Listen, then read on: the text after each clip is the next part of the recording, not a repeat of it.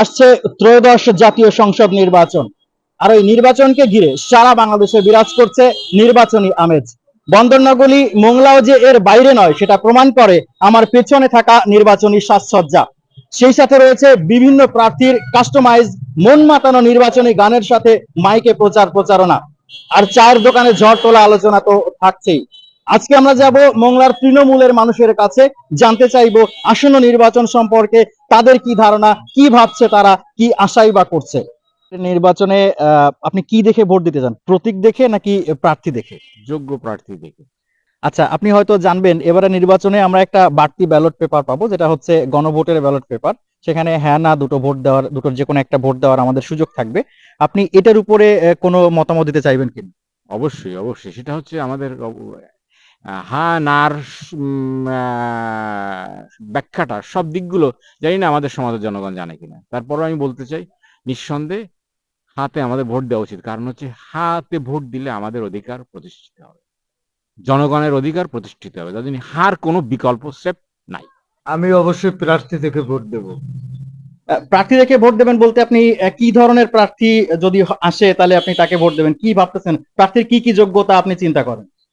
আমি প্রার্থীর যোগ্যতা বলতে, আমি সাধারণ একটা ওয়ার্ডের লোক, একটা ইউনিয়নের লোক। আমি সর্বোচ্চ একটা থানা পর্যন্ত ঘুরি। আমার থানা যারে দিয়ে ভালো হবে, আমার ওয়ার্ড যারে দিয়ে সুরক্ষিত থাকবে, এবং আমার এলাকা যারে দিয়ে সুরক্ষিত থাকবে, আমি ওই ধরনের প্রার্থী যাচাই করব। আচ্ছা, এবারে নির্বাচনে আপনি হয়তো জানেন যে নতুন একটা ব্যালট আমরা পাবো, যেটাকে বলছে গণভোট। এই গণভোটের বিষয়ে আপনার কি মতামত? গণভোটটা কি আসলে হওয়া উচিত ছিল বা ঠিক আছে না ঠিক নেই, আপনি কোনো মতামত দিতে চান কিনা? গণভোটটা হওয়া ঠিক ছিল এবং ঠিক আছে। কি ধরনের প্রার্থী আপনি আশা করেন, কি ধরনের প্রার্থীকে আপনি ভোট দিতে চান? যে সৎ নির্ভরযোগ্য হবে তাকে আমরা ভোট দিতে চাই।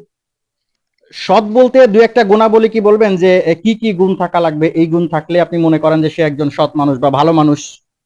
সৎ বলতে মনে করেন আমার থানা বা গ্রাম বা ওয়ার্ড এগুলা ভালো পরিচালনা করবে, কাজ বাজ করবে, এইটাই আর কি। আচ্ছা, আপনি জানেন হয়তো যে এবারের নির্বাচনে একটা নতুন ব্যালট আমরা পাবো, যেটাকে বলছে গণভোটের ব্যালট। সেখানে হ্যাঁ না দুইটা জায়গা থাকবে ভোট দেওয়ার জন্য। এটাকে আপনি কিভাবে দেখেন, অথবা এটা সম্পর্কে আপনি মতামত দিতে চাইবেন কিনা? হ্যাঁ ভোট, হ্যাঁ হ্যাঁ হ্যাঁ ভোট দেবো আমরা। কি দেখে ভোট দিতে চান, প্রার্থী দেখে নাকি মার্কা বা প্রতীক দেখে?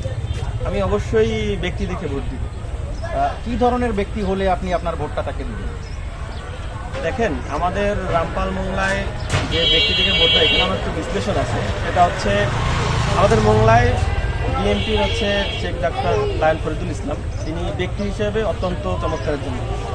কিন্তু যদি বিএনপির কথা বলতে যাই, সেক্ষেত্রে বিএনপির একটু সমস্যা রয়েছে। কিন্তু ব্যক্তি ম্যান হিসেবে তার জনপ্রিয়তা তুঙ্গ।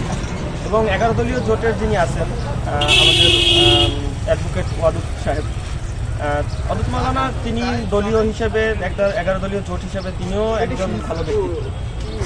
আমাদের মোংলা রামপালে এখানে ইমেজটা একটা ফ্যাক্ট হিসেবে কাজ করবে। যেমন ধরেন, এখানে আমাদের আরও দুটো প্রার্থী রয়েছে, যেমন স্বতন্ত্র প্রার্থী ঘোড়া রয়েছে এবং হাত পাকার প্রার্থী রয়েছে। এরা অনেক ভোট কাটছে। তো সেক্ষেত্রে আমরা আশাবাদী যে হেভিওয়েট যে দুজন প্রার্থী আছে, তারা দুজনই ব্যক্তিত্ববান মানুষ এবং যে কোনো একজন এখান থেকে বেরিয়ে আসবে। আপনি হয়তো জানেন এবারে নির্বাচনে আমরা একটা বাড়তি ব্যালট পাচ্ছি, যেটাকে বলা হচ্ছে গণভোটের ব্যালট। এখানে হ্যাঁ না দুইটা ভোট দেওয়ার সুযোগ আমাদের থাকবে, আপনি যে কোনো একটা ভোট দেওয়ার সুযোগ থাকবে। আপনি এই গণভোট সম্পর্কে কি কিছু বলতে চাইবেন কিনা আমাদের?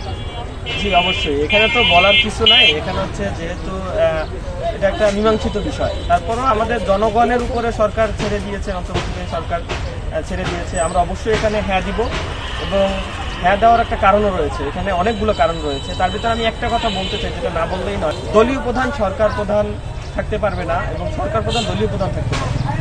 তো এখানে যিনি সরকার প্রধান হবে, আসলে যেটা সাধারণ বিষয়, যে যিনি সরকার প্রধান হবে তিনি কেন দলীয় প্রধান থাকবে? তাহলে তিনি ওই দলের লোকজনের হয়েই কাজ করবে। যখন তিনি দলীয় প্রধান, যখন সরকার প্রধান হবে, তখন ওই দলের হয়েই কাজ করবে। এটা স্বাভাবিক হয়ে থাকে। যখন তিনি সরকার প্রধান হিসেবে একক দায়িত্ব থাকবে, তখন সারা দল মত নির্বিশেষে সবার হয়ে কাজ করবে। তো সেই ক্ষেত্রে আমি মনে করি সবার হ্যাঁ দেওয়া উচিত।